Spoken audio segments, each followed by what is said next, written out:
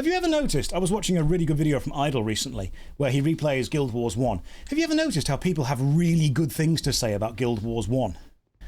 Have you noticed that it's because Guild Wars 1 is a good RPG first, and then they stuck it online? Notice how Elder Scrolls Online is still surviving because it's a good RPG. And Guild Wars 1, Guild Wars 2, Final Fantasy XIV is an RPG. Even World of Warcraft, people might not like to admit it, but with its narrative story, it's an RPG. MMORPGs, which focused on the social aspect, will slowly die off once the social aspect becomes not special anymore. Paddy says fanboys keep ESO alive. No, I think what keeps it alive is being carried by one of the most successful fantasy franchises in history, and not being a bad game. It's not perfect, but it's not bad. What also irritates me about the MMORPG discussion?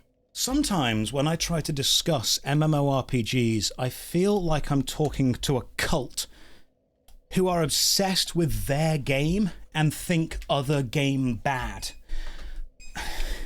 Sometimes when you say to someone, hey, I like Final Fantasy XIV, but Elder Scrolls Online does this thing really well, they'll go, oh, ESO combat bad. Yes, the combat is bad. It's floaty, it has no real animations, and the weaving means that there's a disconnect between the mechanical input and the animation that you actually see. But the exploration's fantastic, the soundtrack's amazing, the voice acting is terrific, the general story is good, the pacing is unmatched. It's good. But people don't want to say that. They just want to say, oh, this game sucks. That's so reductive. It's so derivative. It's so childish. It's so simple in its nature of my game good, your game bad. What? There's layers, there's complexity, there's matching. I don't like the level scaling. See, Hooked on a Feeling said, Fallout 76 did suck though. Why? Why did it suck? Did you play it and do you have personal feedback on it, or are you saying it sucked because a YouTuber told you it sucked? It's a base level of tribalism.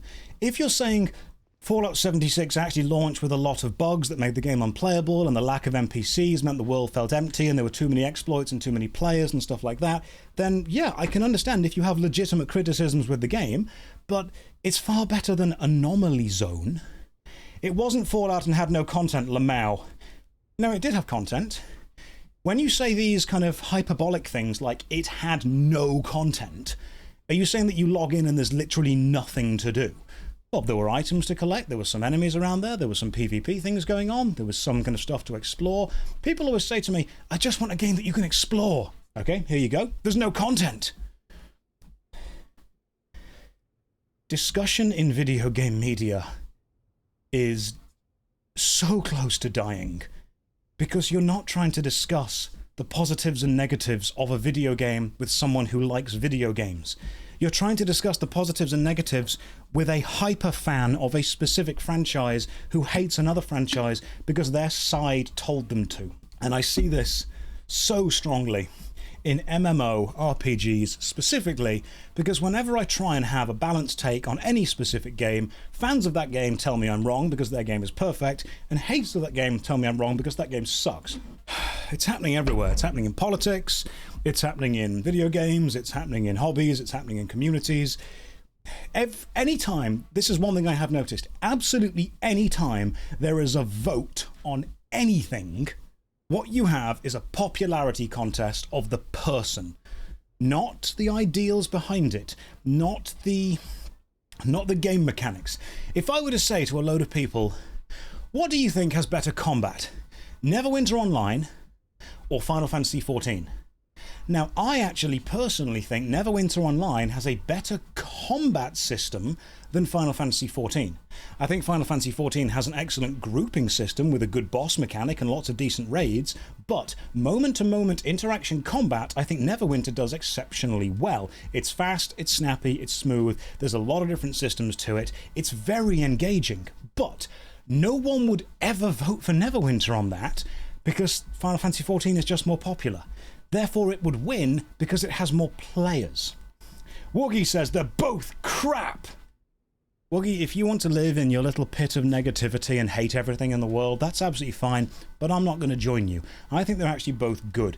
And even if you're just making a they're both crap joke, that is the comment that someone will see when they join this stream, and that is the opinion that they will now think that you hold, and that's affected the rest of the MMORPG community in general. That's the negativity that's going out into the world. And I hate that. I really dislike that negativity is the best way to get views on anything. And I very much dislike that overall negativity and overall hatred seems to be the way that everything is going to. There you go, there's my rant for it. I'm aware of the irony that my rant was about negativity, and it itself was a rather negative rant.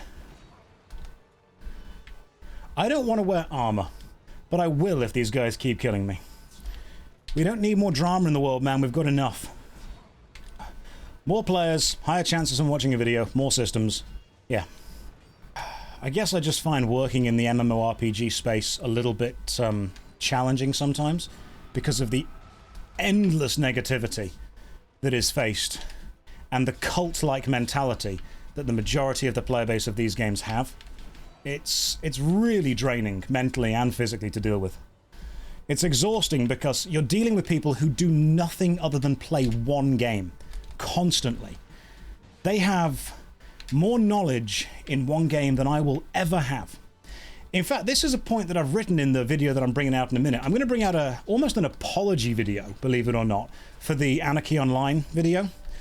And the crux of the video is reviewing an MMORPG requires you to either be a hyper-enfranchised fan and have thousands of hours of knowledge, or to be a tourist and just get involved in the game for the time that you are playing it for.